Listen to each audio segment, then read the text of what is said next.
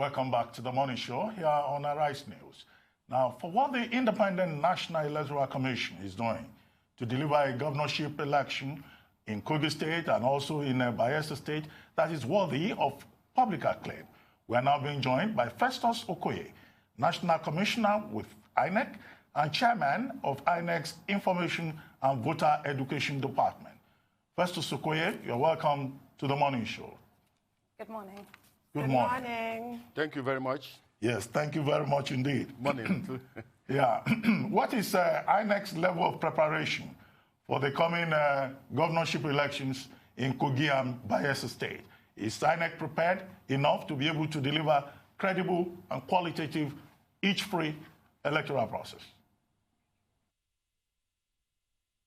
Well, I can say that as of today, we have been following our timetable and schedule of activities for Bayelsa and Kogi governorship elections.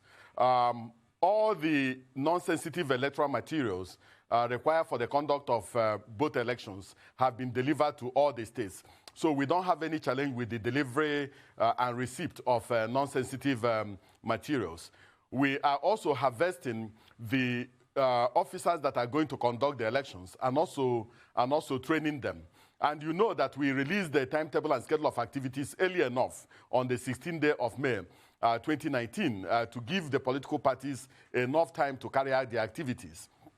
And by our timetable, the party primary elections are supposed to be done and dusted by tomorrow. And by the 9th day of this month, we expect to receive from CF001 and CF002 from the political parties. So we are getting ready for the elections, and we have monitored all the conduct of all the party primaries scheduled for this particular period. Because for Kogi State, a total of 59 political parties gave notice of their intention to conduct party primaries. And for Bayelsa, a total of 58 political parties gave notice of their intention to conduct party primaries. So we are getting ready for the elections, and we do not envisage any major challenge other than our continuous appeal to the political parties to make sure that they don't overheat the political environment and make it difficult for the people to exercise their democratic franchise. Well, while we're on the subject of appeals to political parties, INEC did make their position crystal clear during the general election of 2019 with regards to party primaries. And yet, violence marred PDP's party primary in Bayelsa, and you also have cases in courts, in Yenagoa High Courts, regarding party primaries of APC and PDP. For the avoidance of doubt, please reiterate INEC's position on the sanctity and the importance of party primaries, and what is the general outlook for the November 16 polls with these kinds of rumblings going on? You know, the conduct of party primary elections is within the internal mechanisms, and it's an internal affair of each of the political parties. The Independent National Electoral Commission has no right to impose candidates on any of the political parties or to take candidates from which geopolitical zone or from which senatorial zone to bring candidates from. The only thing the Commission insists on is that if you must conduct party primary elections, you must pay close attention to the provisions of your own constitution and your own guidelines, and also pay close attention to the provisions of Section 87 of the Electoral Act. If you want to conduct direct primaries, it's within your own internal mechanisms to do that. If you want to conduct indirect primaries, it's within your own internal mechanisms. But if you must conduct, you must make sure that all the persons who are eligible to vote are given a good playing ground to exercise their franchise. And if you must present candidates to the Independent National Electoral Commission, it must be candidates that emerge from validly conducted party primary elections in accordance with Section 87 of the Electoral Act, and also in accordance with the Constitution and guidelines of the political party. And we have made it very, very clear that if you did not conduct party primary elections, if you bring any list of candidates, we are not going to accept. If your candidates did not emerge through validly conducted party primary elections, if you bring the list of your candidates, the Commission will not touch such a list. But in terms of how the political parties go about choosing their candidates, it is still within their own internal affairs. If they are in court, the position of the commission is that we are going to abide by every court order, so long as that particular order emanates or emanated from a properly constituted court of law. So we are not going to interfere with any of the political parties, but we are going to obey all court orders. So our appeal is that political parties should, as much as possible, resolve all their internal disputes by the end of today, really, because by tomorrow, the period for the conduct of party primary elections will have elapsed. And the moment it elapses, we are not going to touch any other list submitted by any political party that did not conduct valid party primary elections. So that is the position of the Commission in relation to the conduct of party primary elections. Okay, thanks for that. But why is it that we're still struggling with the basic concept as well of electronic collation of results with our electoral process? Because it's more cost efficient, more time efficient, more transparent, more accurate. Yet it seems as though INEC just continue to prefer manual collation processes. And that just poses that something is inherently wrong, because we know what goes wrong with manual collation processes. So why is it that it's still so hard for us to just get it right with blockchain technology, especially if our neighboring countries that have less access to the funds that we do are able to do it? I'm not seeming to understand.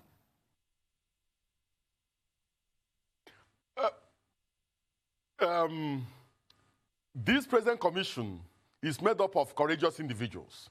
And this present commission is also made up of national commissioners that are technologically compliant. But the commission is a creation of the Constitution and a creation of the law.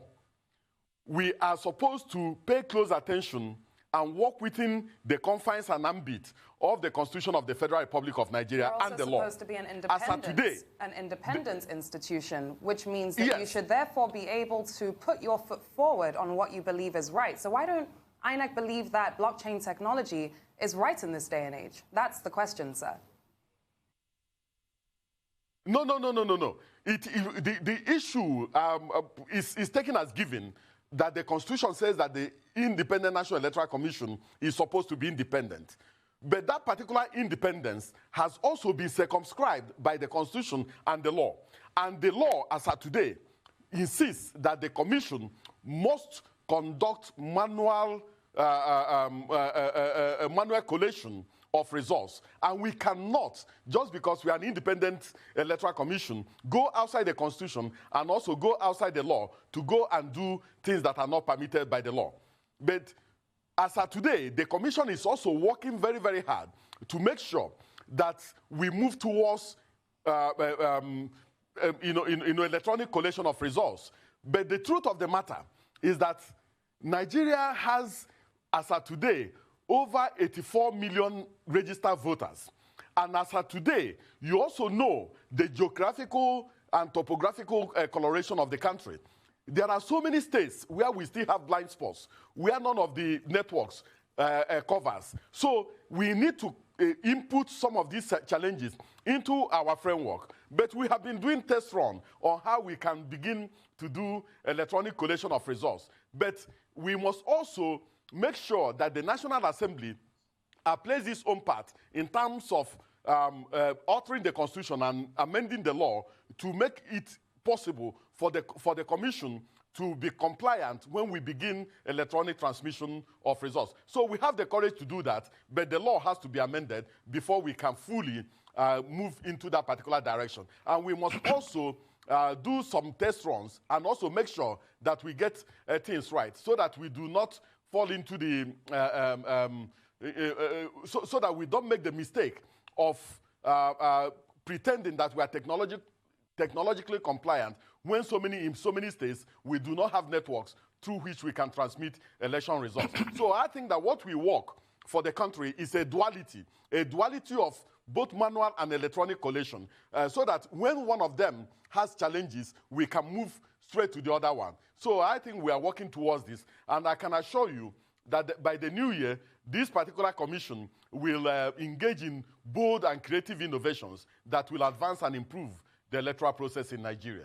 Dr. Okoye, I would like to take you back to the issue raised by Tundun with regard to the party primaries.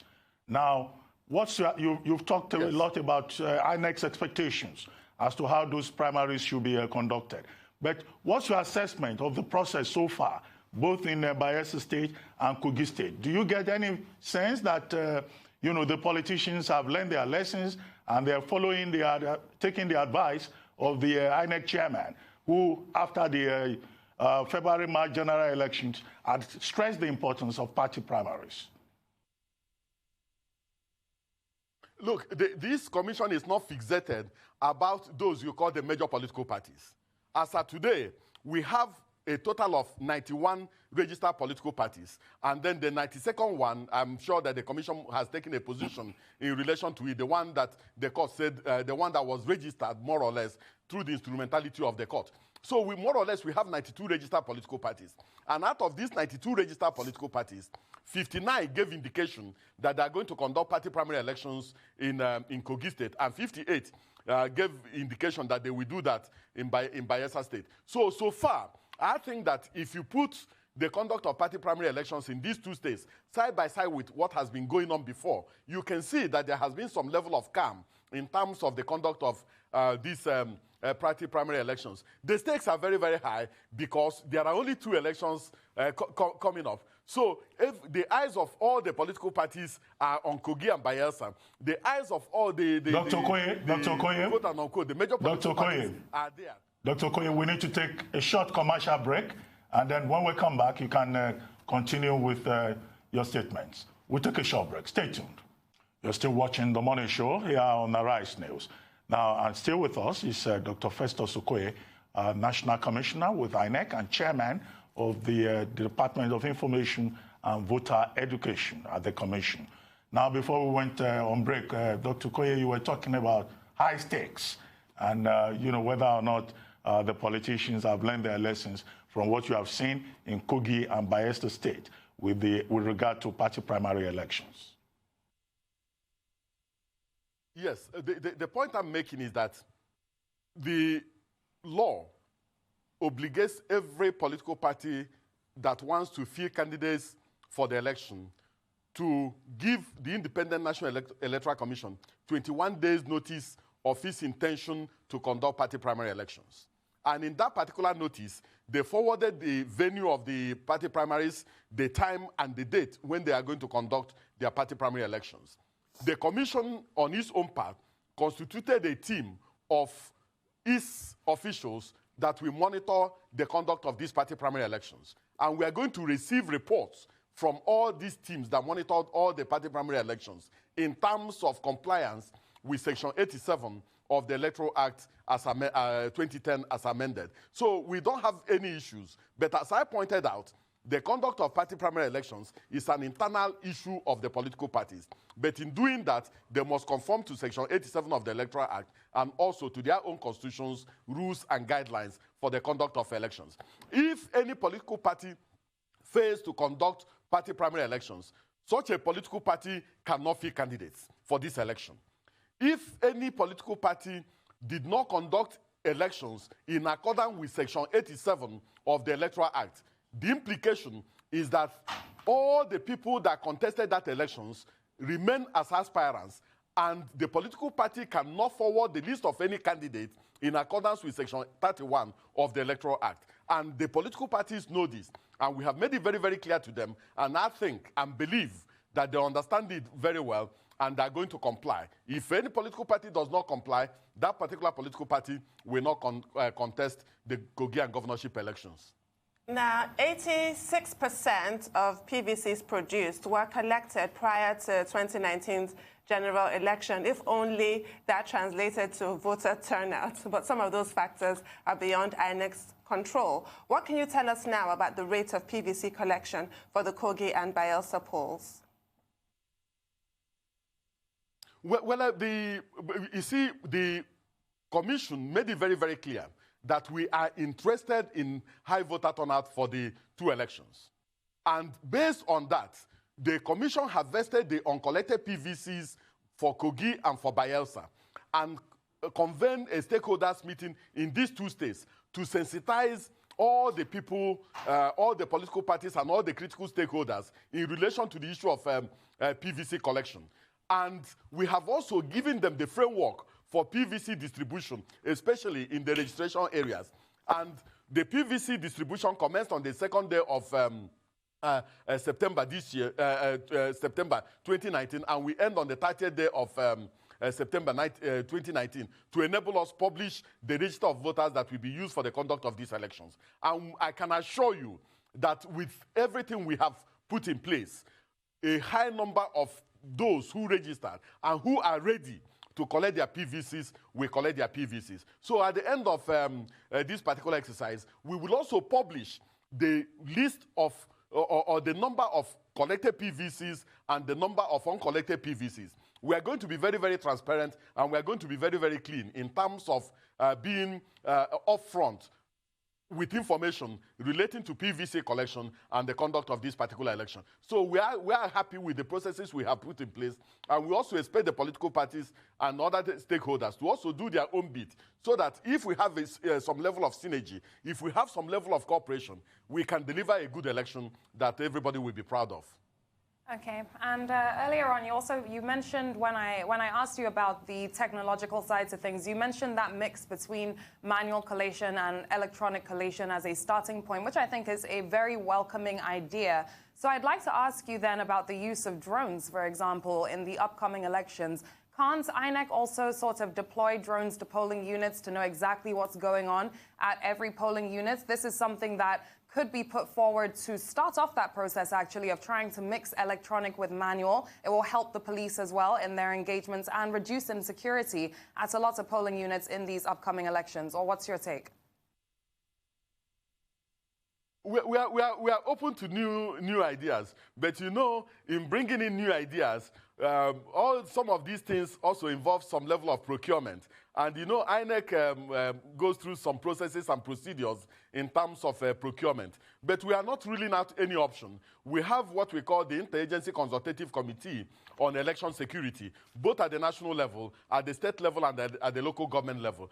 Some of these things have been deliberated upon. And you know that the issue of security is key in this election. 5 of the local governments in Bayelsa are riverine. The implication is that the commission has to hire gunboats, both for the protection of election materials and election officials. And we have to also consult with the Navy and the other security agencies in doing that. We've also had history of electoral violence in these 2 states. So the implication is that the commission and the security agencies must be ad idem in terms of providing security both at the polling units and at the collation centers. And let me repeat that the type of things that happen at our collation centers during the elections, during the general elections, will not happen this time around. Where some politicians thought that it is easier for them to go and take control of the collation centers and force collation and returning officers to declare results that are not in conformity with the law will not happen again. And we have made it very clear to the security agencies, and we are working together with them to make sure that we secure our collation centers and prevent those who have no business at the collation center from nearing the collation center. So we are taking proactive measures in terms of protecting our officials and our materials and all the other election workers.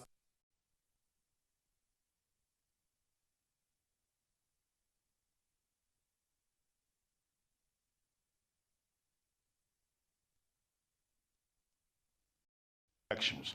Now, during the last elections, the concern was that, you know, we had too many soldiers at either polling stations or at, collation centers. And is that going to be the case this time around? What we were told previously was that you had a strategy of what someone described on this program as 3 concentric circles. Now, what are we likely to see in terms of security deployment? Many soldiers, more soldiers than policemen, or there has been a shift in terms of the approach? Let me just say this. You know, as well as I do, that in so many states of the Federation, the military have been deployed for the purposes of internal security operations. The Independent National Electoral Commission has no business with this level of deployment for internal security operations. Our business is to make sure that we secure electoral materials, secure the voters, and also secure our officials that are engaged in electoral duties. Now, at the inner cordon of the polling unit, you cannot have any armed personnel in the inner cordon of the polling units. At the outer cordon of the polling units, you are supposed to have mobile police officials who are going to secure the outer cordon of the polling units to make sure that nothing untoward happens. But in our interagency consultative committee on election security, we have the army inside, we have the customs, we have immigration, we have civil defense, we have all the security agencies together. So we are going to work with all of them in terms of securing the elections. But the Nigerian police force, or the police, remains the lead agency in terms of election security. So they are going to lead us in terms of election security, and the Independent National Electoral Commission will also map out where we regard as problematic areas where we will need the assistance of all the security agencies to secure. For instance, in the high seas in Bayelsa, we have to hire gunboats, and we have to collaborate with the Navy in terms of securing some of these materials. So, but ordinarily, the conduct of elections and the voting by people is supposed to be an ordinary civic affair, that anybody who wants to vote should go to the polling units and go and vote. But you know, we have a peculiar situation in Nigeria where people want to win by all means, win by hook or crook, and where people engage in all sorts of unwholesome practices in order to win elections. But we are taking everything on board, and we believe that incrementally we will continue to make our elections as civil as possible, so that the people will have confidence that they can vote and their votes will be made to count. What about the security of INEC officials? Because we all heard really harrowing accounts of what happened to some of your officials during the last elections, and also their welfare, their salaries as well, based on complaints that we heard about. Very briefly, because we were running out of time, I'm afraid. For those who are going to conduct elections on behalf of the Independent National Electoral Commission, their welfare is a priority for the Commission. Some of the small challenges we had during the 2019 elections have been addressed, and some of those challenges will not occur during this particular period. And also in terms of the security of our officials, we are working collaboratively with all the security agencies. Thank you very much. Thank you very much, Dr. Okoye. Yeah. Thank you very much. We'll have to bring the conversation to a close at this point. Thank you indeed.